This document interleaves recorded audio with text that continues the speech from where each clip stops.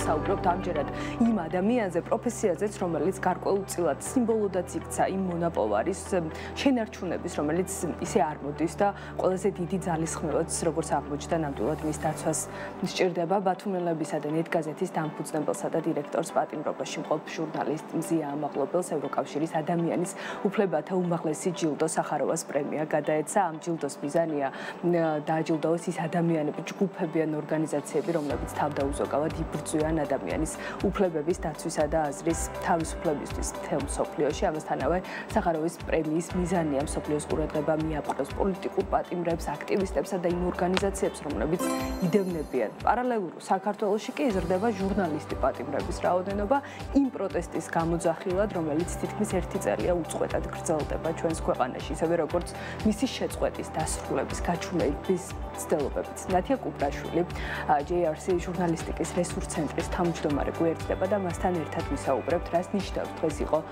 ჟურნალისტი საქართველოში. ნათია უკვე გვერდდება პირდაპირ ეთერში. მოგესალმებით. მოგესალმებით და მადლობა. მადლობა ნათია, ძალიან დიდი თქვენი დროისთვის, სტუმრობისთვის და პრინციპში არც თუ ისე სასიამოვნო თემაზე გვიწევს საუბარი, იმიტომ რომ როგორც უკვე აღვნიშნეთ, განსაკუთრებით ბოლო დღეებმა ჩვენ ყავს პრინციპში სიმბოლოც, აი ამ სინდისი ჟურნალისტიკის, რომელიც დღეს არის ციხეში მზია ამაღლობელი. თუმცა ამის პარალელურად აი ბოლო დღეებში ვნახეთ, არ ვიცი, ყოველდღიურ რეჟიმში დაკავებები, ვახოსანაია, ქეთა ციცქიშვილი, ლიკა ბასილაია და არ ვიცით კიდევ ვინ შეუერთდება ამ სიას. რა მოცემულობა შეიქმნა დღეს ქართულ ჟურნალისტიკაში და მართლა სად აღმოჩნდა ეს პროფესია? ძალიან ისეთი ღრმა კითხვა მართალი რომ გითხრათ, თავად ირაკლი კობახიძე ამბობს, რომ დაკავებული ადამიანები არ არიან ჟურნალისტები, არ არიან ექიმები, არ არიან მწერლები, თქვენ ახლა გამომცემელთა ასოციაციას ყავდათ. არ არიან შემძუღებლები, არ არიან, რა ვიცი, ფინანსისტები, ძალიან ბევრი პროფესიის წარმომადგენელია დაკავებული, თუმცა მისი უკანონო დავალების შემსრულებელი პოლიციელები, როცა აკავებენ ჩვენს კოლეგებს, ჟურნალისტებს ან სხვების კოლეგებს, მაგალითად ექიმებს, პროფესიული ნიშნით აგინებენ მათ. მაგალითად ასე ეუბნებიან, რომ შენი ექიმი და ასე შემდეგ, დედა და შემდეგ აგრძელება მაგის, ხო, მოგვისმენია ესეთ ტიპის გინება. პროფესიული ნიშნით როგორ აგინებს ქართული პოლიციის წარმომადგენელი ადამიანს, რომელიც არაფერს არ აშავებს, გარდა იმისა, რომ თავის აზრს გამოხატავს. ეხლა რაც შეეხება იმას, არიან თუ არა დაკავებული ჟურნალისტები.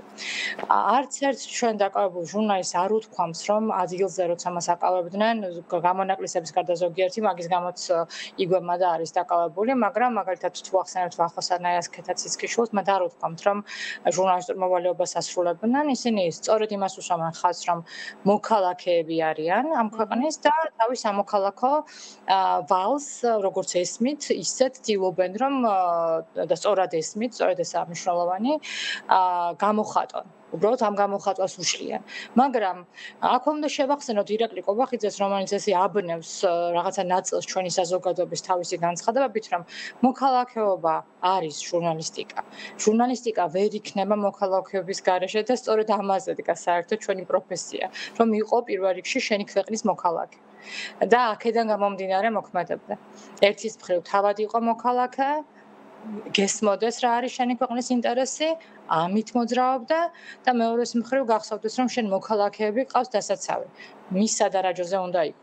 და თუ კი სადმე ქართული ჟურნალისტიკა აღმოჩნდა, არ ვიცი, სხვა დროს, როცა დაწერენ ისტორიებს, როგორი ჰიბრიდული სტრატეგიებით იბრძოდა სხვადასხვა ქვეყანაში, ჯერ თვითონ შიგნით რუსეთში როგორ დაამყარა წესრიგი და შემდეგ ბელორუსში და ეხლა როგორ ცდილობს ამის, თქვათ, ესეთი გადატანას, რეპლიკაციას სხვა ქვეყნებში, მათ შორის საქართველოში, იტყვიან, რომ ყველაზე მდგრადი მედია აღმოჩნდა ქართული მედია.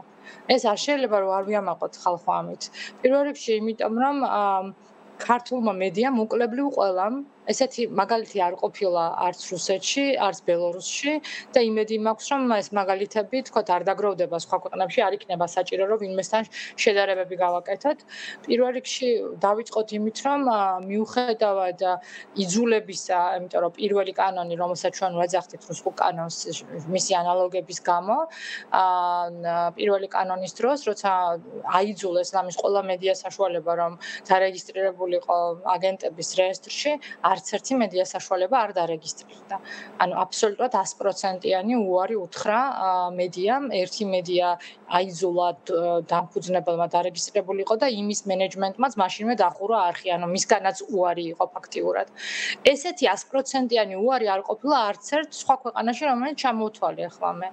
შემდეგ უკვე რასაც ჩვენ ვხედავთ, რომ ჟურნალისტები, ვინც ჩანს და ვინც რაღაცა აზრს ატარებს, აი თქვენი რედაქციიდან დაწყებული იგივე ბათუმელებით დამთავრებული, აქ ცხადია, რომ ძალიან სოლიდარული ერთმანეთის მიმართ და ეს სოლიდარობა ყველაფერში ჩანს.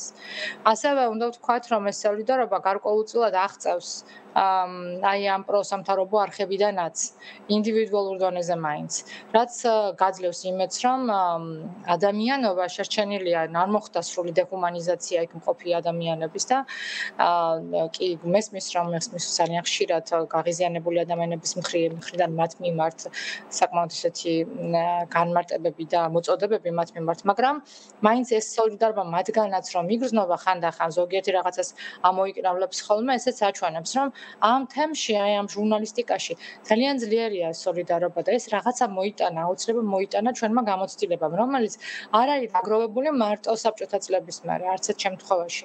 ჩვენ ქართული ჟურნალისტიკა იყო გათილებით უფრო წინ, ვიდრე ზოგიერთი ევროპული ქვეყნის ჟურნალისტიკა, ვიდრე ცარისტული რუსეთი შემოვიდოდა და დაგვიბრყობდა.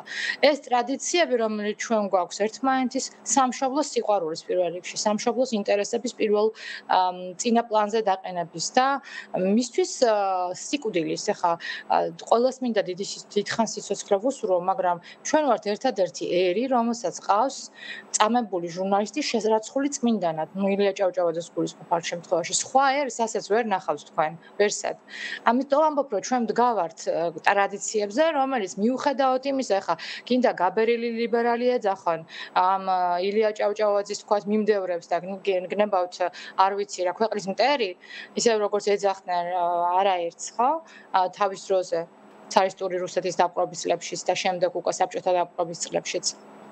მიუხედავად აი ამ ძახილისა, ყოველთვის იქნებიან ჟურნალისტები, რომლებიც პირველ ადგილზე დააყენებენ საკუთარი ქვეყნის მოსახლეობის ინტერესებს და კი იქნებიან მოქალაქეები და კი ყოველთვის იბრძოლებდნენ სიტყვის და გამოხატვის თავისუფლებისთვის. აი აქ ვართ ახლა ჩვენი ჟურნალისტები. კი და აი ნათია აღნიშნეთ ეს ხელისუფლების მხრიდან ასე ვთქვათ გაზრდილი წნეხი, რასაც ცხადია თვალს ვადევთ, მაგრამ ამის პარალელურად ჩნდება ალბათ ისიც რაღაცა ჯაჭვური რეაქცია, რომ საზოგადოებაში შეიცვალა დამოკიდებულება, ტენდენცია ამას ასახავს ჟურნალისტიკის როგორც პროფესიის მიმართ და ადრე თუ რაღაცა ხედავდით ხო როგორი დამოკიდებულებით როგორ ხვდებოდნენ ჟურნალისტებს, ეხლა რაღაცა აი ესეც ბოლო წლებში სულ უფრო და უფრო დიდ პრობლემად იქცა ეს აღქმა.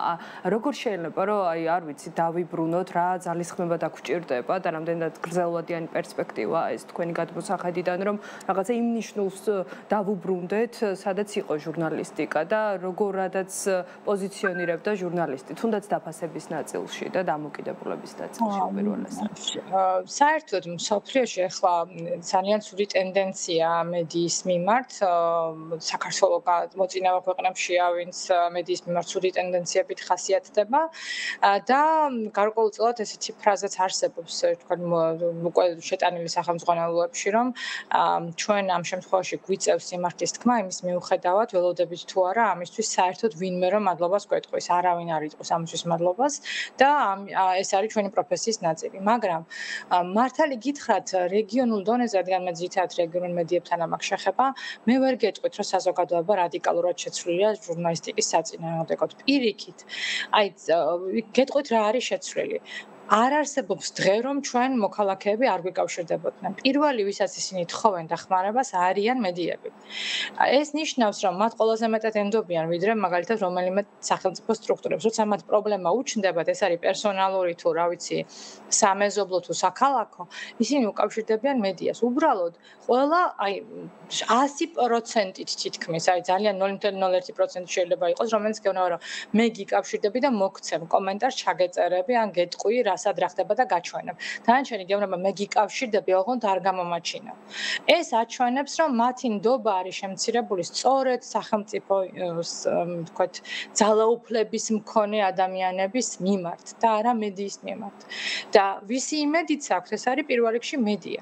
და ჩვენ უბრალოდ თუ ამას დავაკავშირებთ იმ ბრძოლას, რომელიც მიდის ქვეყანაში დემოკრატიის გადარჩენისთვის, ეს ბრძოლა არ არის ესეთი მოკლევადიანი. არც ერთ შემთხვევაში ჩვენ გვჭირდება გრძელვადიანი, ყოველთვის ამას ვცდილობ, რომ ვისაუბრო ამის თაობაზე, ჩვენ გვჭირდება გრძელვადიანი მოქმედების სტრატეგიები, ჩვენ გვჭირდება ასე იგი ცოტა ესეთი მენტალური, იმიტომ რომ ძალიან გადაღლილია ჩემი კოლეგები, მე როცა ვუყურებ რა მდგომარეობაში არიან, რა ძლიერია წნეხი და სტრესი მათზე. ვხედავ, რომ ადამიანები მიდიან პროფესიიდან ან ქვეყნიდან ამ ტენდენციასაც ვხედავ. ჩვენ არ აგვაქვს დიდი ადამიანური რესურსი. უკვე არ აგვაქვს მატერიალური სრულიად წაგვართვა ქართულმა ოცნებამ, მაგალითად ჩვენ რეგიონულ ტელევიზიას და პრინციპში ესეც იმოქმედებოდა და BMG-ზე აგვიკრძალა ყველა მაუწყებელ სოციალური რეკლამის გაყიდვა. საერთოდ გინდა გარეთ გაყიდე, გინდა შიგნით გაყიდე. ანუ არანაირ უცხოელზე დაკავშირებით არ მომხდარა ეს. უბრალოდ ერთი საშუალება შემოსავლის უბრალოდ მოგვიჭრა, ყველაფერს თავი დავანებოთ. რეკლამების დრო შეგვიმცირა და ასე შემდეგ. ანუ აღარც ადამიანური რესურსი გრჩება და აღარც მატერიალური. ნამდვილად. თოლი კი ბატონო. ნამდვილად ეს არის ძალიან მნიშვნელოვანი გამოწვევა არა, პრინციპში აღარ არის ეს გამოწვევა, იქ რეალური პრობლემად, რომელიც ყოველდღიურად სულ უფრო და უფრო, ასე ვთქვათ, თავის აცეცებს აჩენს და ზღუდავს სიტყვის გამოხატვის თავისუფლებას და ბოლოს გადარჩენას, იმიტომ რომ გვჭირდება ნამდვილად თუ რამე ჭირდება ამ ქვეყანას დღეს ნამდვილად ჭირდება დამოუკიდებელი თავისუფალი მედია, საიდანაც ყველას ხმა ჟღერს თანაბრად. მადლობა ძალიან დიდი. ნათია, ამ თემებზე აუცილებლად განვაგრძობთ ჩვენს საუბარს. ნათია კუპრაშვილი, JRC ჟურნალისტიკის რესურს ცენტრის თავმჯდომარე იყო ჩვენთან ერთად.